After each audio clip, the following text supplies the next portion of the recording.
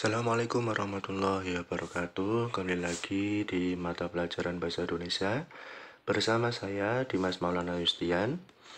Kali ini kita akan melanjutkan materi teks puisi rakyat yang kemarin kita sudah bahas mengenai pengertian, ciri-ciri, dan jenis.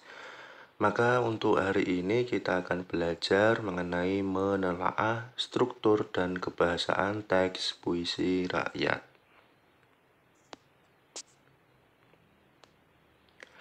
Struktur puisi rakyat yang kemarin kita bahas hanya 3 jenis. Yang pertama pantun. Strukturnya hampir sama dengan ciri-ciri pantun. Kalian bisa lihat setiap bait terdiri atas 4 baris. Setiap baris terdiri atas 8-12 suku kata. Baris 1 dan 2 merupakan sampiran. Baris 3 dan 4 merupakan isi. Bersajak silang AB, berisi nasihat, jenaka, dan sebagainya. Yang kedua, syair. Setiap bait terdiri atas 4 baris. Setiap baris terdiri atas 8-12 suku kata. Baris 1-4 merupakan isi.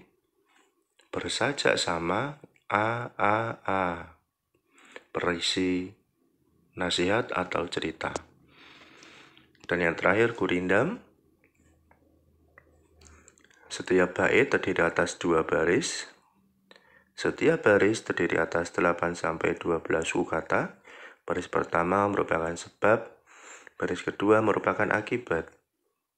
Bersajak sama AA karena memang 2 baris. Selanjutnya berisi nasihat, filosofi hidup, atau kata-kata mutiara.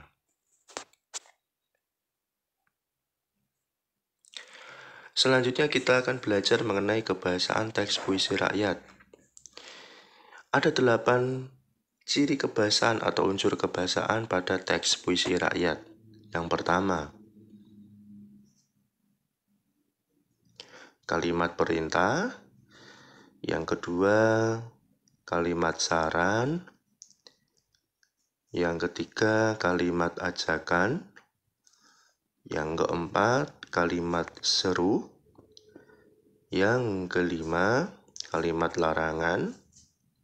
Yang keenam, kata penghubung. Yang ketujuh, kalimat tunggal. Yang kedelapan, kalimat majemuk bertingkat. Nah, yang pertama kalimat perintah. Pengertian dari kalimat perintah adalah kalimat yang mengandung makna meminta atau memerintah seseorang untuk melakukan sesuatu. Biasanya ditandai dengan penggunaan partikel lah. Diakhiri dengan penggunaan partikel lah. Contoh. Di sini ada contoh syair, bisa kalian lihat ada 4 baris. Nah, kalian bisa menentukan mana yang termasuk kalimat perintah. Kalimat pertama, dengarlah wahai anak Anda. Kalimat kedua, rajinlah belajar sepanjang masa. Kalimat ketiga, baris ketiga, ilmu tiada pernah habis dieja. Baris keempat, sebagai bekal sepanjang usia. Dari sini, kalau kalian cermati, ada 2 kalimat perintah, yaitu letaknya di baris 1 dan baris ke-2. Jadi seperti itu. Sekarang kalimat saran adalah kalimat nasihat atau himbauan. Biasanya ditandai dengan penggunaan kata sebaiknya, seyogyanya. Jadi kalau ada kalimat yang ada kata sebaiknya, seyogyanya, berarti kalimat tersebut adalah kalimat saran. Contoh, di sini ada gurindam. Baris pertama, sebaiknya pikir-pikir dahulu. Baris kedua, salah bertindak akan dapat malu. Jadi sudah jelas baris pertama pada gurindam tersebut merupakan kalimat saran.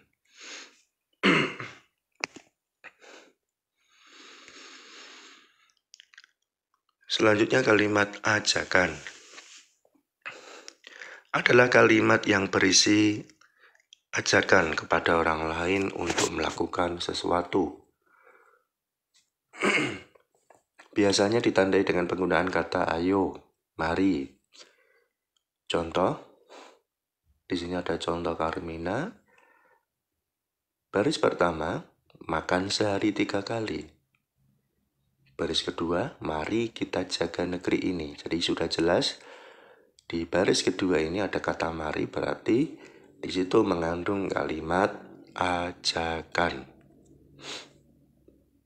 Selanjutnya kalimat seru. Kalimat seru adalah kalimat yang mengungkapkan rasa hati seperti kagum, heran, senang, dan sedih.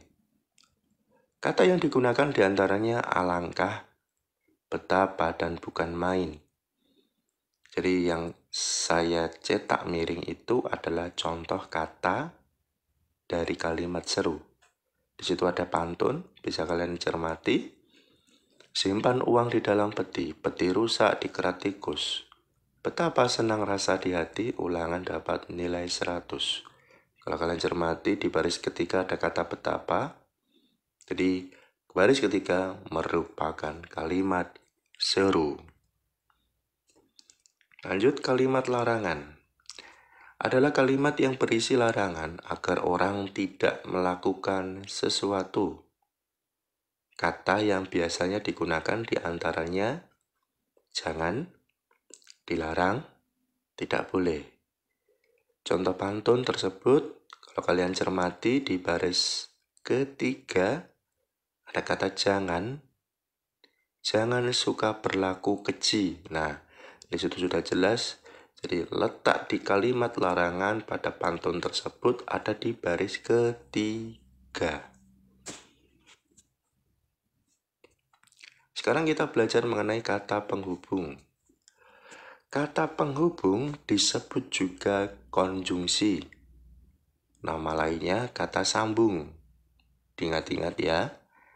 Jadi kata penghubung itu nama lainnya atau disebut juga dengan kata konjungsi atau bisa disebut kata sambung. Adalah kata yang menghubungkan kata dengan kata dalam sebuah kalimat atau menghubungkan kalimat dengan dalam sebuah paragraf. Jadi kata menghubungkan dengan kata dalam sebuah kalimat, bisa juga kalimat dengan kalimat dalam sebuah paragraf. Nah, kata penghubung yang biasa dipakai dalam puisi rakyat diantaranya ada kata penghubung tujuan. Kata penghubung tujuan adalah kata penghubung yang menjelaskan maksud, tujuan suatu kejadian atau tindakan. Kata penghubung yang biasa digunakan diantaranya adalah guna, untuk, agar, supaya.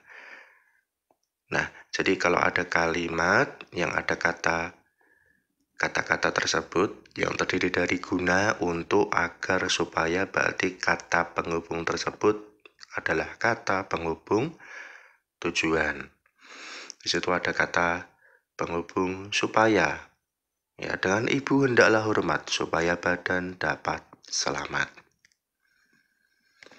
Lanjut kata penghubung sebab atau klausal. Mohon maaf, kausal. Merupakan bentuk kata penghubung yang menjelaskan kejadian yang terjadi akibat suatu sebab tertentu atau khusus. Kata penghubungnya adalah sebab dan karena. Contoh, banyak anak ramai berkerumun, lihat monyet bermain gendang. Karena hujan belum turun, sawah jadi kering kerontan. Di situ ada kata karena, berarti kalau ada kata karena, otomatis kamu harus bisa menyimpulkan, oh ini berarti kata penghubung sebab atau kausal. Selanjutnya kata penghubung akibat. Merupakan bentuk kata penghubung yang menerangkan bahwa suatu keadaan tersebut dapat terjadi karena penyebab yang lain. Contoh kata penghubung yang digunakan adalah hingga, sehingga, sampai, dan akibatnya. Contoh, dari Alor sampai Ploroti, budi baik dikenang sampai mati. Nah, puisi rakyat tersebut ada kata sampai. Kamu harus bisa menyimpulkan bahwa kata sampai adalah kata penghubung akibat. Kata penghubung syarat atau bisa disebut kondisional adalah jenis kata penghubung yang menerangkan bahwa kejadian tersebut dapat terjadi apabila syarat-syarat terpenuhi. Contoh kata penghubung yang digunakan adalah jika, jikalau, kalau, dan apabila. Contoh, apabila memelihara lidah, niscaya akan mendapat faedah. Nah, ini contoh gurindam. Kamu harus bisa menyimpulkan, di situ ada kata apabila. Berarti kalau ada kata apabila, termasuk kata penghubung syarat atau kondisional. Selanjutnya kita belajar kalimat tunggal. Kalimat tunggal adalah kalimat yang terdiri atas satu pola kalimat, yaitu terdiri atas satu subjek, satu predikat, dan dapat dilengkapi dengan objek atau pelengkap dan keterangan. Intinya kalimat tunggal itu jika hanya subjek dan predikat itu termasuk kalimat tunggal. Apalagi kalau kalian di SD atau di MI sudah pernah belajar SPOK, subjek, predikat, objek, keterangan, atau pelengkap, itu termasuk kalimat tunggal. Contoh gelatik hinggap di salak. Cantik itu karena akhlak. Jadi seperti itu kalimat tunggal. Jadi kalimat itu satu kalimat mulai dari kata pertama hingga kata terakhir sampai titik, itu termasuk kalimat tunggal. Sekarang kalimat majemuk bertingkat. Pengertiannya adalah kalimat majemuk yang hubungan pola-polanya tidak sederajat. Salah satu pola menduduki fungsi lebih tinggi dari pola lain. Bagian yang lebih tinggi disebut induk kalimat. Bagian yang lebih rendah disebut anak kalimat. Nah, sekarang pengertiannya. Induk kalimat adalah bagian dari sebuah kalimat atau klausa. Nah, klausa itu nama lainnya kalimat yang sudah bermakna, walaupun tidak terikat atau tergabung dengan klausa yang lainnya. Anak kalimat adalah klausa atau kalimat yang bersifat terikat, ditandai dengan penggunaan konjungsi atau kata penghubung di depannya. Contoh kalimat, walaupun kehidupannya sulit. Nah, itu ada kata walaupun. Walaupun itu kata penghubung. Nah, walaupun kehidupannya sulit itu termasuk anak kalimat karena ditandai dengan dan diawali dengan kata penghubung. Selanjutnya, koma, sahabatku tetap tegar menjalani kehidupan. Itu termasuk induk kalimat. Ya, walaupun tidak ada anak kalimat pun, hanya sekedar sahabatku tetap tegar menjalani kehidupan itu sudah termasuk kalimat. Tapi kalau ada tambahan kata penghubung, sudah menunjukkan kalimat majemuk bertingkat karena adanya anak kalimat. Jenis-jenis kalimat majemuk bertingkat. Kalimat majemuk bertingkat hubungan syarat, tujuan, konsesif, penyebaban, akibat, perbandingan, dan cara. Kalimat majemuk bertingkat hubungan syarat. Kata hubung yang biasanya digunakan dalam kalimat majemuk bertingkat berhubungan dengan syarat yaitu jika, apabila, seandainya, andaikan, asalkan. Ini hampir sama dengan sebelumnya. Jadi kalau ada kata apabila, berarti di situ kalimat majemuk bertingkat hubungan syarat. Ditandai dengan kata apabila. Kalimat majemuk bertingkat hubungan tujuan. Kalimat majemuk ini merupakan kalimat majemuk bertingkat yang digunakan untuk menjelaskan suatu maksud atau tujuan. Kata hubung yang biasa digunakan yaitu biar, agar, supaya.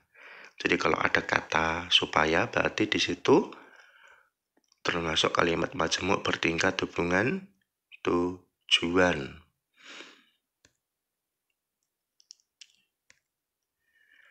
Selanjutnya kalimat majemuk bertingkat hubungan konsesif.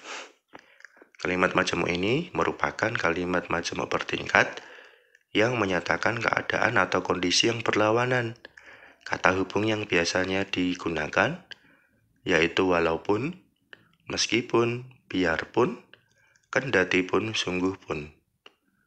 Bisa kalian lihat di situ ada kata meski pada contoh, berarti di situ di baris 3 dan 4 yang saya cetak miring termasuk kalimat majemuk bertingkat hubungan konsesif karena ditandai dengan penggunaan kata meski. Meskipun sama meski itu sama. Lanjut kalimat majemuk bertingkat hubungan penyebaban. Kalimat majemuk ini merupakan kalimat majemuk bertingkat yang digunakan untuk menjelaskan suatu keadaan tertentu dari kalimat inti. Kata hubung yang biasanya digunakan yaitu karena, oleh karena, sebab. Nah, bisa kalian perhatikan, kalian cermati di contoh, ada kata karena, baris 3 dan 4. Hati siapa tak gembira? Karena beta telah naik kelas. Jadi baris 3 dan 4 merupakan kalimat majemuk bertingkat hubungan penyebaban. Ditandai dengan penggunaan kata karena. Nah, di situ. Lanjut. Yang kelima, kalimat majemuk bertingkat hubungan akibat. Kalimat majemuk ini merupakan kalimat majemuk bertingkat yang menjelaskan tentang suatu kejadian dari kalimat inti. Biasanya, anak kalimat berperan sebagai penjelas terkait akibat dari induk kalimat. Kata hubung yang biasa digunakan yaitu maka, sehingga, sampai. Kalian perhatikan, kalian cermati. Baris 1 dan 2, tak ingin sesat dunia akhirat, maka taubatlah sebelum terlambat.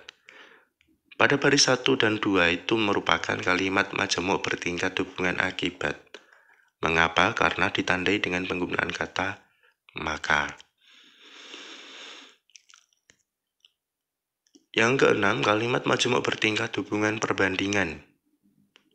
Kalimat majemuk ini merupakan kalimat majemuk bertingkat yang menyatakan hubungan perbandingan antara klausa penjelas atau induk kalimat dengan anak kalimat. Kata hubung yang biasa digunakan yaitu seperti, bagaikan, ibarat, sebagaimana, laksana, lebih baik. Contoh, barang siapa meninggalkan sembahyang, seperti rumah tiada bertiang. Nah, baris 1 dan 2 termasuk kalimat majemuk bertingkat hubungan perbandingan karena ditandai dengan kata seperti. Lanjut, kalimat majemuk bertingkat hubungan cara. Kalimat majemuk ini merupakan kalimat majemuk bertingkat yang menunjukkan cara dari sesuatu. Cara tersebut menjelaskan kalimat inti.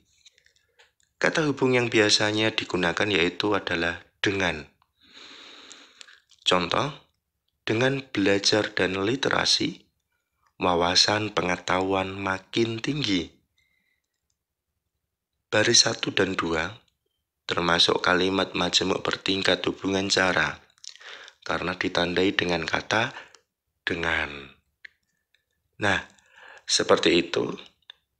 Demikian materi menelaah struktur dan kebahasaan pada teks puisi rakyat. Kita jumpa kembali di materi selanjutnya. Sekian, terima kasih. Assalamualaikum warahmatullahi wabarakatuh.